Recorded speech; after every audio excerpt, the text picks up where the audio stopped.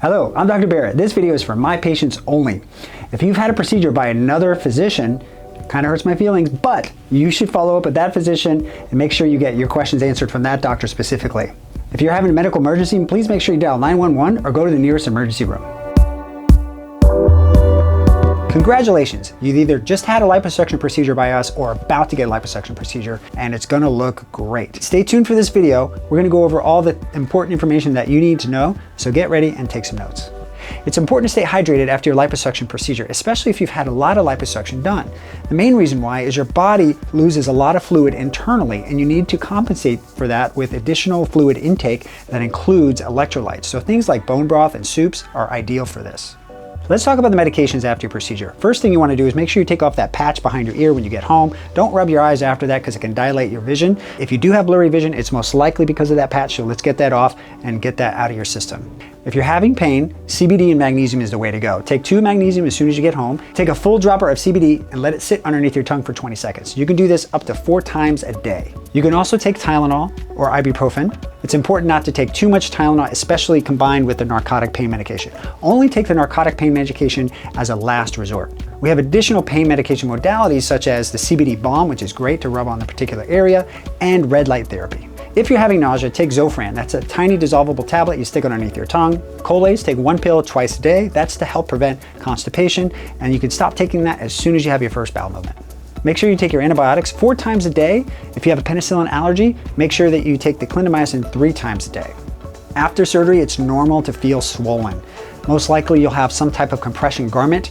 If the garment is cutting ridges into your body, take it off. It's not super essential. It's there to kind of help prevent that initial swelling. That swelling doesn't really start to get better until 6 weeks. So if you look down at 4 weeks and you see a lot of swelling, do know that that's normal and that's part of the process. Compression garments are there to help speed up your recovery. If they're not there, they don't typically affect your results. So don't stress out about your compression. Again, if it's causing ridges or asymmetric bulges in your body, just remove it. You'll get a little more swelling, but the result is not permanent, and it just takes a little bit longer for that swelling to go down. Swelling can sometimes extend down into other areas, especially if you have liposuction of the abdomen. For women, it can extend down into the vulval area, and for men, it can extend down into the scrotal area.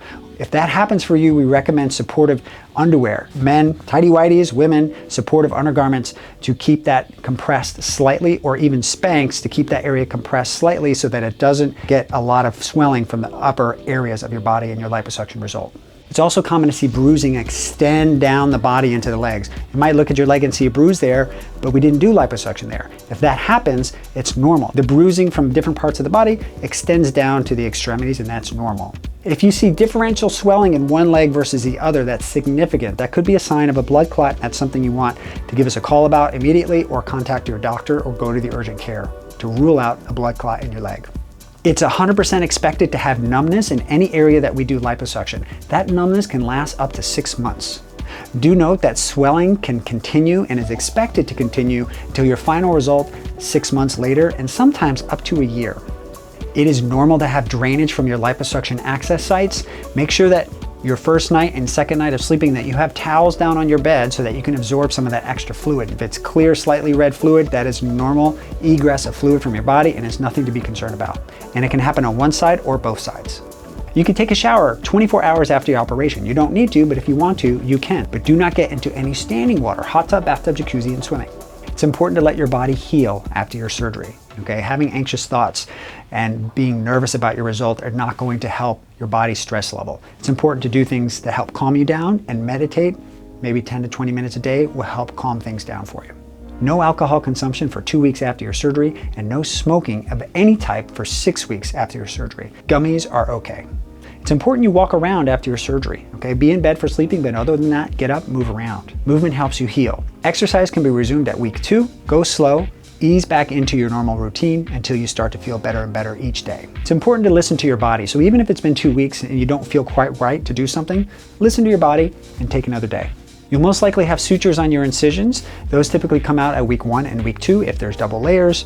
It's important to keep the silicone strip covering that area until we remove your stitches. Sometimes you can have an absorbable suture pop up to the surface. Looks like a little bit of fishing wire, and if you need to, you can trim it with beauty scissors, or you can come in and we can take care of it for you.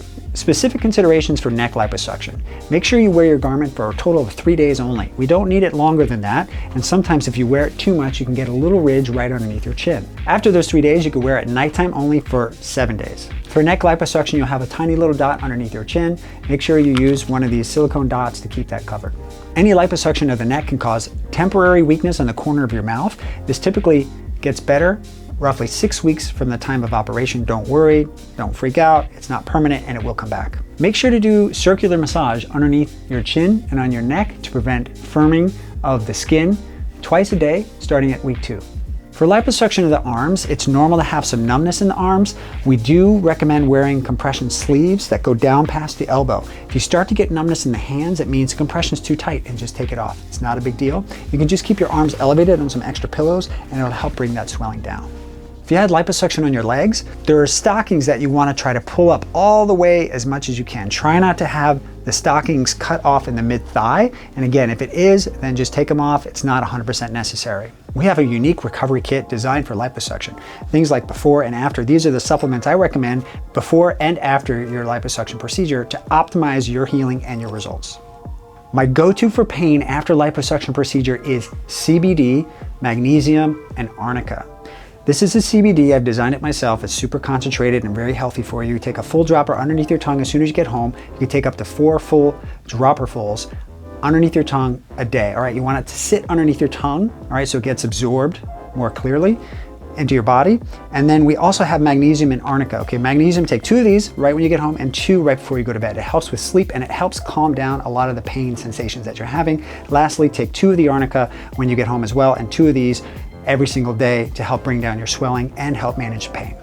At the conclusion of your liposuction procedure, we're going to apply a special silicone adhesive dressing. It is designed to protect the incision and to manage your scar long term. Okay, these can be removed, washed, and reapplied as needed. If they fall off, don't worry, you can reapply with a Band-Aid. If you need more of these Scar Shield dots, they can be purchased at the office or online.